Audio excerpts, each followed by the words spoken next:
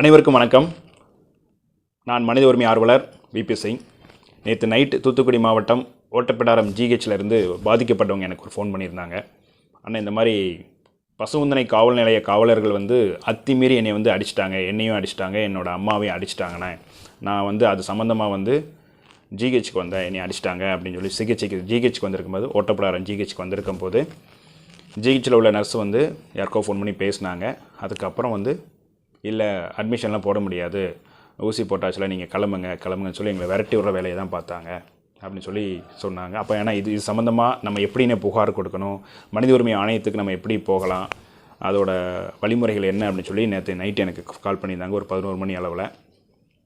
தொடர்ந்து இந்த பாமர மக்களை காவலர்கள் அவங்களோட அதிகாரத்தை மிஸ்யூஸ் பண்ணுற வேலையை தொடர்ந்து பார்த்துட்டு தான் இருக்கிறாங்க. அப்போ நான் கேட்டேன், என்னப்பா போலீஸ்காரங்க எதுக்கும் மோஸ்ட்லி உங்கள் வீட்டுக்கு வந்தாங்க, அது என்ன காரணத்துக்காக உங்கள் வீட்டுக்கு வந்தாங்கன்னு சொல்லி கேட்கும்போது, அண்ணா ஒன்றும் இல்லைண்ணே, எங்கள் அப்பா மேலே ஏதாவது ஒரு புகார் கொடுத்துருக்காங்க போல், ஒரு சிவில் டிஸ்பியூட், ஒரு நில சம்மந்தமாக ஏதோ புகார் கொடுத்துருப்பாங்க போல். அப்போ அந்த புகாருக்கு நாளைக்கு காலையில் நீங்கள் வர சொல்லணும், அதாவது ஆஜராக சொல்லி எங்கள் வீட்டுக்கு எஸ்ஐயும் 3 காவலர்களும் வந்தாங்க பசுந்தனை காவல் நிலையத்தில் இருந்து அப்படின்னு சொல்லி அந்த பையன் சொன்னான். ஆக்சுவலி ஒருத்தர் மீது ஒரு புகார் கொடுத்துருக்காங்க அப்படின்னா அந்த புகாருக்கு அவங்கள வர சொல்கிறது அப்படிங்கிறது ஒரு அழைப்பாணை கொடுக்கணும், சமன் கொடுக்கணும். சமன் ஒன்று நீங்கள் ரிட்டன் சமன் கொடுக்கலாம், அப்படி இல்லை அப்படின்னா இன்றைக்கி ரிட்டன் சமன் மட்டும்தான் கொடுக்க முடியும். சமன் அப்படின்னாலே ரிட்டன் சமன் தான்.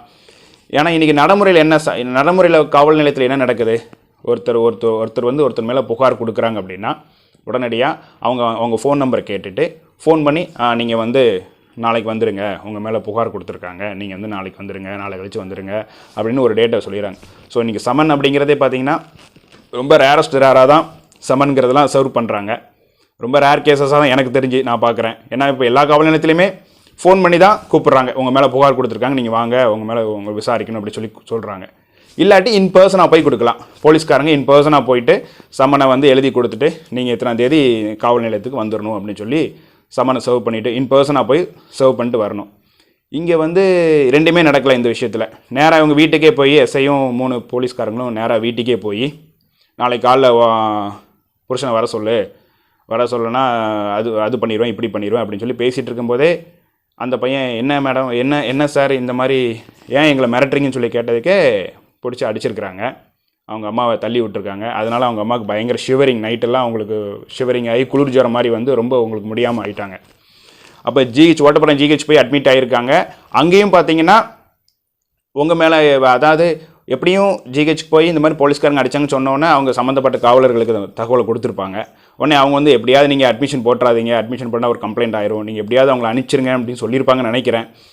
அதே மாதிரி அவங்களும் அட்மிஷன் எடுக்கலை. இப்போ வரைக்குமே காலையில் இப்போ ஃபோன் பண்ணாங்க, இப்போவும் அட்மிஷன் எடுக்கலன்னு தான் சொல்லிகிட்டு இருக்கிறாங்க. ஸோ தொடர்ந்து காவலர்கள் இந்த மாதிரி அவங்களோட ப்ரோட்டோகால்ஸை ஃபாலோ பண்ணாமல் பாமர மக்கள் மீது அவங்களோட அதிகாரத்தை மிஸ்யூஸ் பண்ணுறது இது வன்மையாக கண்டிக்கக்கூடிய ஒரு விஷயம்.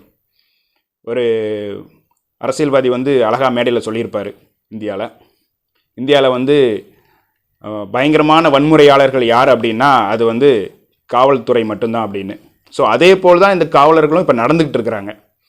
ஏன்னா இதே மாதிரி 16ஆம் தேதி பார்த்திங்கன்னா இதே தூத்துக்குடி மாவட்டம் ஸ்ரீவைகுண்டம் பகுதியிலையும் இதே மாதிரி அண்ணன் என் வீட்டுக்குள்ளே ஒரு அக்யூஸை தேடி போலீஸ்காரங்க எங்கள் வீட்டுக்குள்ளே வந்தாங்க. உன் சொந்தக்காரன் தானே, அவனை எங்கெல்லாம் நீ ஒழிச்சு வச்சுருக்க, அவனை எங்கே இருக்கான்னு நீ சொல்கிறே, இல்லை ஒன்றையும் நான் தூக்கிட்டு போயிடவா அப்படின்னு சொல்லி என்னை மிரட்டினாங்கண்ணே. அப்போ பக்கத்தில் என் மனைவி இருக்கும்போது, ஏன் சார் என் புருஷனுக்கு என் கணவரை மிரட்டுறீங்கன்னு சொல்லி கேட்டதுக்கு, என் மனைவியை தள்ளி விட்டாங்கண்ணே, என்னையும் தள்ளி விட்டுட்டாங்கண்ணே அப்படின்னு சொல்லி அவனும் அந்த பையனும் எனக்கு ஃபோன் பண்ணியிருந்தான். இப்போ நாங்கள் அது சம்மந்தமாகவும் புகார் கொடுத்துருக்குறோம். அந்த புகார் மீது நடவடிக்கை எடுக்க சொல்லி நாங்கள் வெயிட் பண்ணிட்டுருக்குறோம். அப்போ கண்டினியூவாக இப்போ இந்த வீடியோவோட பதிவு எதுக்கு அப்படின்னு நான் பதிவு பண்ண விரும்புகிறேன் அப்படின்னா, நம்ம ஒற்றுமையாக இல்லை, நம்ம ஒற்றுமையாக இருக்காத வரைக்கும் நம்ம மீது நடக்கப்படும் அடக்குமுறை நடந்துக்கிட்டே தான் இருக்கும்.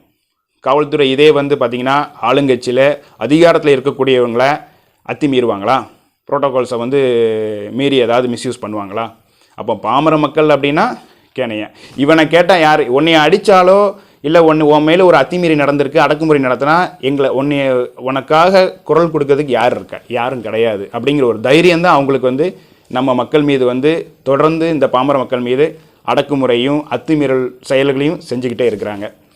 ஸோ நம்ம எல்லாருமே ஒற்றுமையாக இருக்கணும். பாதிக்கப்பட்டவங்களுக்கு ஃபோன் பண்ணி நாங்கள் இருக்கிறோம், நீங்கள் பயப்படாதீங்கன்னு சொல்லணும். இந்த மாதிரி தொடர்ந்து நடந்துகிட்டு இருக்கிற விஷயத்த நம்ம கையில் எடுத்து ஒரு போராட்ட விஷயமாக கொண்டு போகணும்.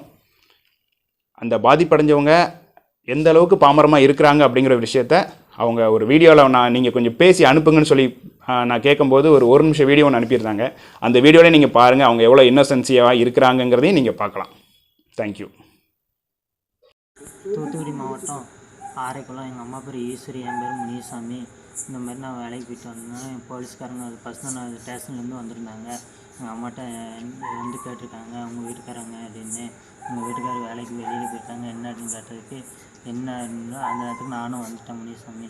நான் அந்த நேரத்துக்கு வந்தப்போ என்னை வந்து அடித்தாங்க. எங்கள் அம்மா எதுக்கு அடிக்கிங்கன்னு எங்கள் அம்மா வந்து என்ன போலீஸ்காரங்க பிடிச்சாங்க. போலீஸ்காரங்க வந்து எங்கள் அம்மா தள்ளி விட்டாங்க.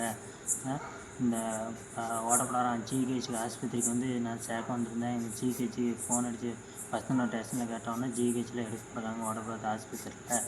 இப்படிக்கு தூத்துக்குடி கலெக்டர் ஆஃபீஸில் தான் எனக்கு கேட்டு உத்தரவு சொல்லணும். ஃபஸ்ட்டு நான் போலீஸ் ஸ்டேஷனும் ஜிஹெச்சும் இப்படிக்கு கலெக்டர் ஆஃபீஸ்லேருந்து எனக்கு நடவடிக்கை எடுத்து கொடுக்கணுங்க ஐயா.